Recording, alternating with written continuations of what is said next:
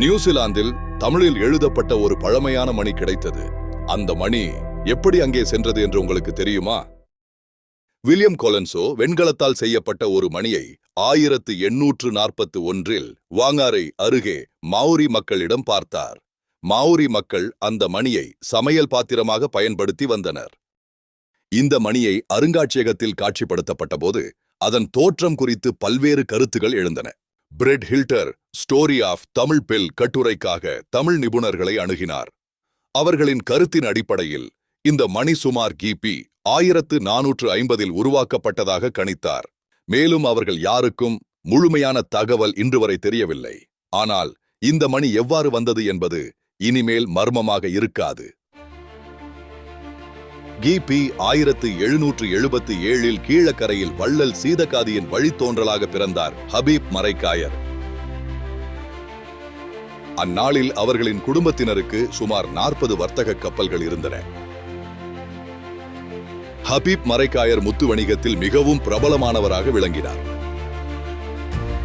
இலங்கை, Malaysia, Burma மற்றும் Java போன்ற நாடுகளின் துறைமுகங்களில் இவரின் கப்பல்கள் தங்கியிருப்பதற்கு சொந்தமாக இடங்கள் இருந்தது. ஹபீப் மரைக்காயர் தென்னிந்தியா, இலங்கை மற்றும் ஜாவா தீவிற்கும் இடையே மேற்கொண்ட வர்த்தகம் மிகவும் லாபகரமானதாக இருந்தது. இவரது சேவையை பாராட்டி 1804 இலங்கையின் பிரித்தானிய ஆளுநர் ஃபிரெட்ரிக் நார்த் நன்னடத்தை சான்றிதழ் வழங்கினார். இவருடைய கப்பல்களில் முக்கியமானவை முகைதீன் பக்ஷு என்றும் மற்றும் காதிர் பக்ஷு என்றும் பெயரிடப்பட்டிருந்தன. 1817 கொழும்பில் இருந்து புறப்பட்ட முகைதீன் பக்ஷு கப்பல் மன்னார் வளைகுடா மற்றும் கீழக்கரை பகுதிகளில் சில பொருட்களை ஏற்றிய பிறகு ஜாவா நோக்கி தனது பயணத்தை தொடர்ந்தது. அந்த கப்பலில் ஹபீப் மரைக்காயர் அவர்கள் தனது வாழ்நாள் சேமிப்பு முழுவதையும் முதலீடு செய்திருந்தார் என கூறப்பட்டது. ஜாவா மற்றும் சுமத்ரா தீவுகளுக்கு இடைப்பட்ட பகுதியில் முகைதீன் பக்ஷு கப்பல் சென்றபோது அந்த பகுதியில் வீசிய கடுமையான காற்று மற்றும் கடலுக்கு அடியில் மறைந்திருந்த பவளப்பாறைகளில் மோதி விபத்திற்குள்ளானது. அந்நாளில் வெளிநாட்டுடன் தகவல் தொடர்பு இல்லாததால் முகைதீன் பக்ஷு கப்பலுக்கு என்ன நேர்ந்தது என அறிய முடியாமல் போனது. அந்த மிகப்பெரிய வணிக கப்பல் புயலில் சிக்கி மூழ்கிய போது அதிலிருந்த மாலுமிகள் மற்றும் ஊழியர்கள் அனைவரும் கடலிலேயே மடிந்ததாக கருதப்படுகிறது. மாலுமிகள் மற்றும் ஊழியர்கள் அனைவரும் இறந்த செய்தி ஹபீப் மரைக்காயரை மிக கடுமையாக பாதித்தது.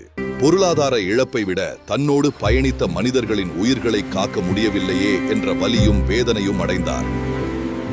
இரண்டாம் சீதகாதி வள்ளல் மற்றும் ஹபீப் அரசர் என்று போற்றப்பட்ட ஹபீப் மரைக்காயர் அவர்கள் இந்த விபத்து நடந்த அதே ஆண்டில் தனது 41வது வயதில் காலமானார். அதன் பின்னர் இலங்கையைச் சேர்ந்த தனிநாயகம் அடிகளார் 1972 வெலிங்டனில் உள்ள டொமினியன் அருங்காட்சியகத்திற்கு சென்றார். அங்கு வைக்கப்பட்டிருந்த மணியின் விளிம்பில் இருந்த எழுத்துக்களை ஆய்வு செய்த அடிகளார் அது முகைதீன் பக்ஷு கப்பல் மணி என்று உறுதி செய்தார்.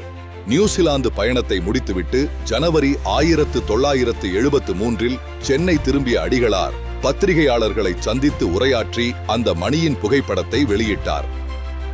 ஹபீப் மரைக்காயரின் கப்பல் ஜாவா தீவுக்கு சென்று திரும்பி வரவில்லை என்பதை முன்னோர்கள் மூலம் கேள்வியுற்றேன் என இத்ரிஸ் மரைக்காயர் அவர்கள் 1986 வெளியிட்ட கீர்த்திமிகு கீழக்கரை புத்தகத்தில் ஆவணமாக்கியுள்ளார். சுமார் 200 ஆண்டுகளுக்கு முன் தொலைந்த தமிழ் மணியின் மர்மம் தற்போது தமிழ் ஆரிஜின்ஸ் மூலம் வெளிச்சத்திற்கு வந்துள்ளது. இந்த காணொளி ஒரு கப்பல் விபத்தின் கதை மட்டுமல்ல, தென்கிழக்காசியாவையும் பசிபிக் பெருங்கடலையும் இணைத்த ஒரு தமிழ் வணிகரின் கடல்சார் பயணத்தின் சாட்சி. அதனை காலம் மறைத்தாலும் கடல் கூறும் வரலாறு ஒருபோதும் மறையாது.